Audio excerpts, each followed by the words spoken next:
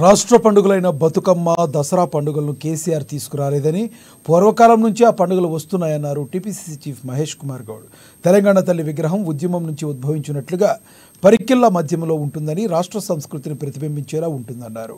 తాము అధికారంలోకి వచ్చిన 6 నెలలకే విగ్రహ ప్రతిష్టాపన చేయాలని నిర్ణయించాం, ఆచరణలో పెట్టాం, ప్రారంభిస్తున్నామని ఆయన సంతోషం వ్యక్తం చేశారు. బీఆర్ఎస్ నేతల ధ్యాసంతా కాళేశ్వరం ప్రాజెక్టుల లక్షల కోట్లు, అందమైన కార్లు, ప్రగతి భవన్లో ఫామ్ హౌసులు, 111G మొబైల్పై ఉంటాయే తప్ప అని ఎద్దేవా చేశారు. బీజేపీ బీఆర్ఎస్కు తెలంగాణ గురించి మాట్లాడే అర్హత లేదంటున్న టీపీసీ చీఫ్ మహేష్ కుమార్ గౌడ్తో మా ప్రతినిధి హరీష్ అందిస్తారు. మనతో పాటు పీసీసీ చీఫ్ మహేష్ కుమార్ గౌడ్ ప్రధానంగా చూడవచ్చు. ఇప్పుడు విగ్రహ పాలిటిక్స్ నడుస్తూ ఉన్నాయి.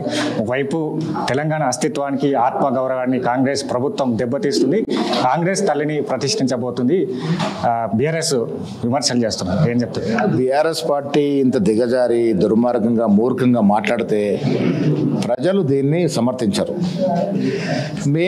మాకు చిత్తశుద్ధిది కాబట్టి మేము వచ్చిన సంవత్సరం లోపు, ఇవాళకి సంవత్సరం 9వ తారీఖున సోనియా గాంధీ గారి బర్త్డే రోజున తెలంగాణ తల్లి విగ్రహాన్ని ఆవిష్కరించబోతా ఉన్నాం. వచ్చి సంవత్సరం అయింది, ఆవిష్కరిస్తాం. మాకు చిత్తశుద్ధి ఉంది. నేను మీ ద్వారా కేసీఆర్ని, కేటీఆర్ని, హరీష్ని అడుగుతా ఉన్నా, మీరు ఈ 10 ఏళ్ళు ఏం చేశారు? ఎందుకు తెలంగాణ తల్లిని విగ్రహం ప్రతిష్ఠించలే? ఎందుకు మీకు దాని మీద ధ్యాస రాలే? ఈ 10 ఏళ్ళు ఎందుకు మర్చిపోయినారు మీరు? మేము పెడుతుంటే మీకు దీన్ని రాద్ధాంతం చేస్తారు కదా, మరి మీరే ఎందుకు పెట్టలే? మీ 10 ఏళ్ళు మీ ధ్యాస అంతా కూడా సంపాదన మీద, అంతే కదా? మీ ధ్యాస అంతా కూడా ప్రాజెక్టులో డబ్బులు వేయడం, దాంట్లో కమిషన్లు తీసుకోవడం, ఫామ్ హౌస్లు కట్టుకోవడం, ఆస్తులు సంపాదించుకోవడం. మీ ధ్యాస నిరుద్యోగుల మీద పోలే, మీ ధ్యాస తెలుగు తల్లి మీద పోలే, మీ ధ్యాస అమరులైన కుటుంబాల మీద పోలే, మీ ధ్యాస డబుల్ బెడ్రూమ్ ఇళ్ల మీద పోలే, మీ ధ్యాస రోడ్ల నిర్మాణం మీద పోలే, మీ ధ్యాస విద్య వైద్యం మీద పోలే. మీ ధ్యాస అంతా మీ సంపాదన ఉండే కాబట్టి మీరు చేయలేకపోయినారు. మాకు చిత్తశుద్ధి ఉంది కాబట్టి సంవత్సరం లోపటి తెలంగాణ తల్లి విగ్రహాన్ని ప్రత్యక్షంగా తెలంగాణ సంస్కృతిని ప్రతిబింబించే విధంగా రూపొందించి ఆవిష్కరించబోతా ఉన్నాము.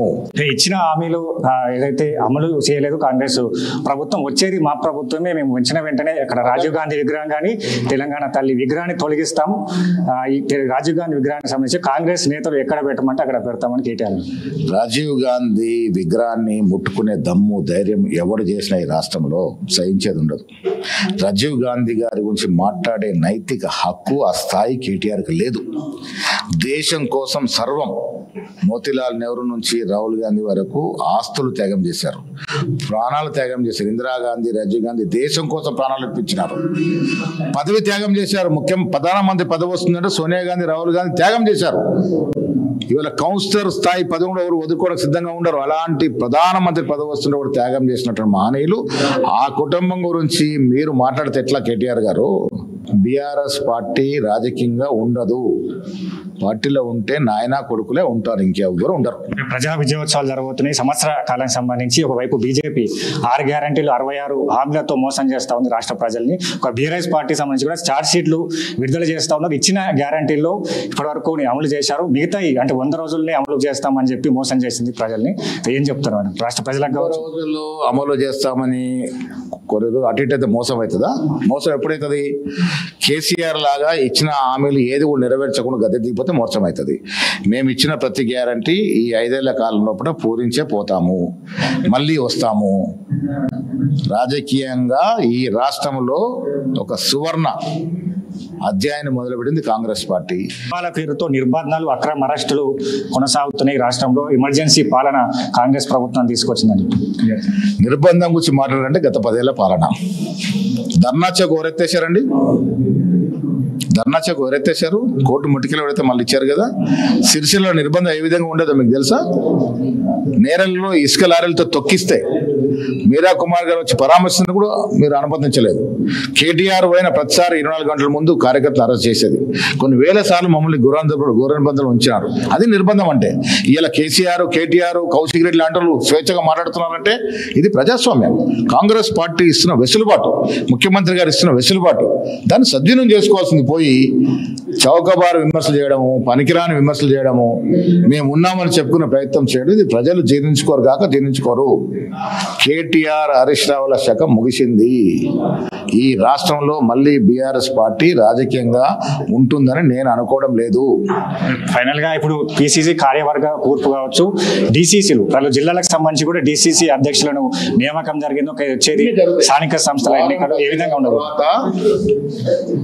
వారం 15 రోజుల తర్వాత అన్ని కూడా సమూలంగా మార్పులు, కార్యవర్గ కూర్పు, కార్పొరేషన్ చైర్మన్ నియామకం అన్ని కూడా జరుగుతాయి. ప్రజలకు సంబంధించి కూడా ప్రజాపాలన కొనసాగుతున్నది. ఇక నియంతృత్వానికి తెరదింపేసింది కాంగ్రెస్ ప్రభుత్వం. వచ్చే కాలంలో కూడా అన్ని హామీలకు సంబంధించి కూడా పూర్తి చేస్తాం. ఇంకా మరో 5 ఏళ్లకు సంబంధించి కూడా రాష్ట్రంలో కాంగ్రెస్ ప్రభుత్వం ఏర్పడబోతుందని కూడా పిసిసి చీఫ్ మహేష్ కుమార్ గౌడ్ చెప్తున్నారు. ఇక త్వరలో పిసిసి కార్యవర్గ కూర్పు కావచ్చు, పలు జిల్లాలో ఖాళీగా ఉన్న డిసిసి అధ్యక్ష పదవులకు సంబంధించి కూడా పోస్టులకు సంబంధించి కూడా భర్తీ చేస్తామని చెప్తున్నారు. 100% చారితో కలిసి హరీష్ ANN న్యూస్ హైదరాబాద్.